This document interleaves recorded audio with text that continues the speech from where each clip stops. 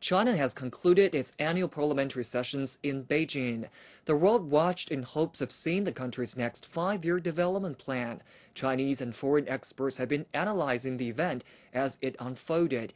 Here's a review of the Q&As we collected from the session. Virginia A. Kamsky, the chairman and CEO of Kamsky Associates, wanted to know about the future economic development of China. The CPPCC member Chu Fulin answered her question.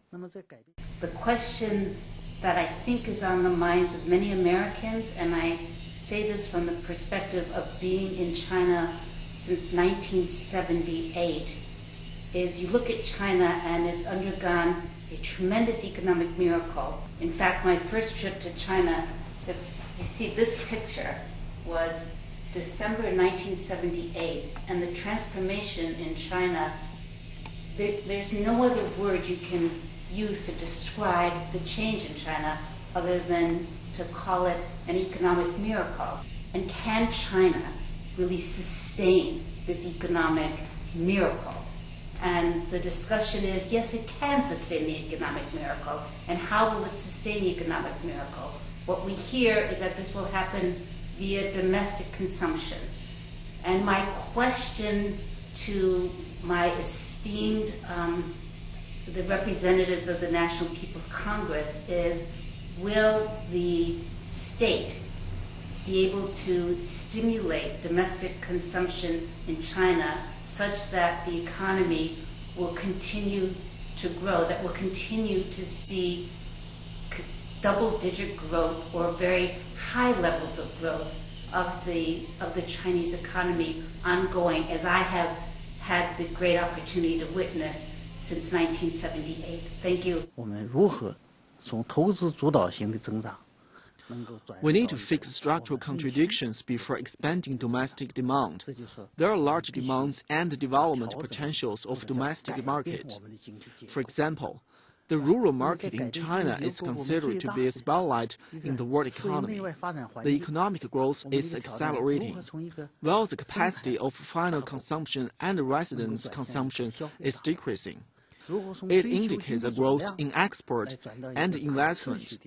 What we need to do is to turn the potential market into a real market. In order to do so, there are two major issues to consider. One is that we have to change the construction of the urban-rural transportation system. The urbanization of migrant workers will help to transfer potential markets into real ones. The other one is that we need to enlarge new markets. We should increase the proportion of service industry. In one word, the transformation of potential market and the enlargement of market will help to boost structural reform in China. Let's see what Lee Hee-ok, professor of Sungkyunkwan University in South Korea, would like to know. Professor Lee was answered by NPC member Chen Yong. As we all know that China's GDP increased by 10.3% last year. For China, it's time to shift growth pattern to quality-oriented one. I would like to know, by mapping out this year's national economic development goals, what measures will the government take into place? In my opinion, any government will be interested in GDP figures. However, we need to pay attention to the transformation of economic developments and the industry reconstructions. For the construction industry, we need to develop energy-saving buildings at present. It could drive or fit relevant industries, such as building materials, steel, cement, and energy. As a leading industry, it will help to rebuild industrial construction and improve technology. GDP is an important factor of measuring the government. I think the other two important factors are energy saving and emission reductions. The two sessions also raised concerns about the relationship between economic development and environmental protection. John Mututhok, a Kenyan parliament member, had a question on the subject. NPC member Wan Ruson answered his question. I know you've been having challenges of issues of pollution. How do you plan to assist growing economies like Kenya address issues of pollution along our waterways, along major rivers? How can you assist? 中国的经验 Our experiences are valuable to many underdeveloped regions, such as Africa and South America. We have not only developed the economy, but have also protected the environment. It is important to find a balance between those two matters. The key is to develop scientifically. However, we cannot totally follow the tent of Western environmental and Greenpeace organizations. People cannot completely return to nature nowadays. Our policy is to develop the economy in an environmentally respectful way. In China, we are now using economic developments to boost environmental protection.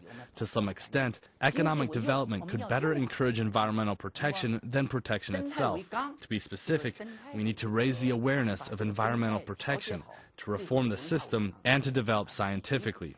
Some of our academic groups and related research institutions are training researchers from countries and regions such as India, Pakistan, South Asia, and South America. We're trying to localize our experiences so as to fit them better in the foreign land. I think our experiences are valuable to other developing countries. Here's a question from Li Yanzhu, Chief Director of the Chinese Political and Cultural Research Institute of Korea.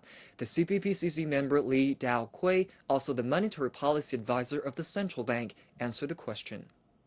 그리고 지금 현재로 두째 번으로 말씀을 드린다면은 The RMB appreciation brings both advantages and disadvantages. What policy is China going to take on the appreciation issue? Are you going to maintain the current policy, which keeps the RMB rising? I'm looking forward to your answers. 我自己的感觉，我自己的长期坚持的一个观点是说呢，现在的人民币的这个政策呀，就是我们汇率改革的政策，每年In my opinion, our monetary reform policy, which keeps a 5 to 6% annual appreciation rate, is very reasonable. This is because the economic restructuring in China is affected by many factors. For the foreign economic adjustment, which is to reduce trade surplus, the exchange rate is just an indicator. A more important indicator is that our wage rate is increasing. The wage rate of export-oriented enterprises increased by 20% every year. I think the fast increasing wage rate and exchange rate adjustment are working. People may wonder if further appreciation would hasten the whole process. I don't think so. The fast appreciation may bring an overall influence on the Chinese economy. It could also have a huge impact on the world's economy. If it keeps the appreciation rate increasing fast, our export products will bring up prices in other trading countries such as US, Japan, and Korea.